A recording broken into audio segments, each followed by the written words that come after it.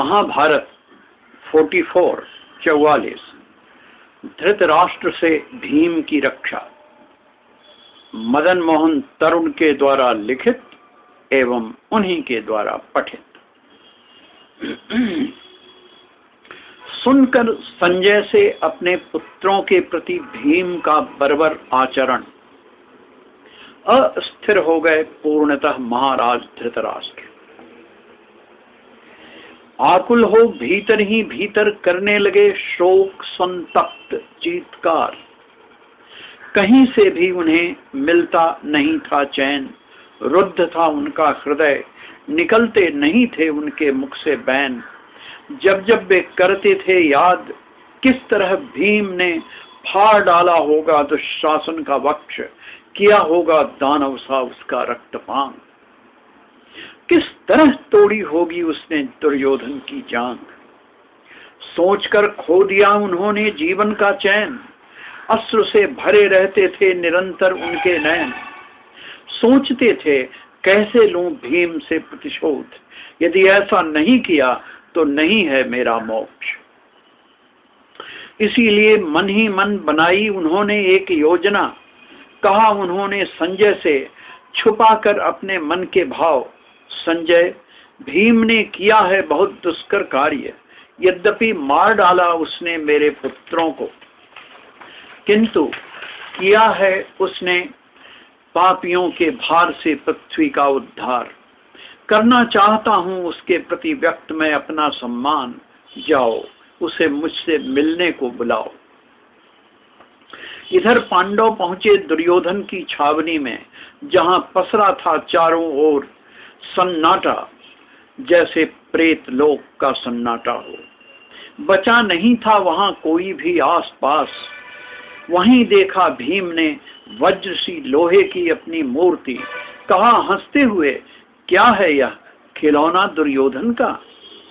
कहा कृष्ण ने, भीम यह है तुम्हारी ही वज्र मूर्ति। 13 वर्षों तक जब तुम लोग थे वनवास में, तब तुम्हें मारने का दुर्योधन करता था इसी पर अभ्यास। इसी बीच संजय पहुंचे पांडवों के पास। दिया उन्होंने महाराज धृतराष्ट्र का संदेश, करना वे चाहते हैं भीम का सम्मान। सुनकर प्रसन्न हुए युधिष्ठिर। कहा उन्होंने, अवश्य हम चलेंगे तात के पास। किंतु कृष्ण के मन में आया कुछ और ही विचार। जिस भीम ने मारे हों धृतराष्ट्र के सारे पुत्रों को, उसका वे करना चाहते हैं सम्मान। किसी भी तरह स्वाभाविक लगती नहीं यह बात। कहा कुछ भी नहीं कृष्ण ने किसी से। बोले भीम से, लोहे की मूर्ति को ले लो अपने साथ। सभी पहुंचे महाराज धृतराष्ट्र के पास। सबने व्यक्त किया उनके प्रति सम्मान। धृतराष्ट्र ने लगाया युधिष्ठिर को प्रेम से गले। फिर उन्होंने भीमसेन को बुलाया, किंतु रोक दिया कृष्ण ने भीम को आगे जाने से। बढ़ा दिया उसकी जगह लोहे की मूर्ति को आगे। जैसे ही छुआ धृतराष्ट्र ने उस मूर्ति को, उमड़ आई उनके भीतर अपने पुत्रों की याद, जिन्हें मार डाला है इसी निर्दय ने। यही समय है जब भीम को मारकर करेंगे वे अपने पुत्रों की आत्मा को शांत। धृतराष्ट्र में 1000 हाथियों का बल था। वज्र सी कठोर थी उनकी काया। बढ़कर उन्होंने लोहे की मूर्ति को भीम समझ उसे वक्ष से लगाया। फिर लगा दिया अपना पूरा बल, और जैसे ही उसे सारी ताकत से दबाया, कड़कड़ा गई उनकी छाती, जैसे टूक टूक हो गई वक्ष की सारी हड्डियां। करते हुए रक्त बमन मुख से धृतराष्ट्र गिर पड़े भू पर। तनिक देर बाद जब वे होश में आए, वेदना का नाटक करते हुए हा भीम कहते हुए चिल्लाए।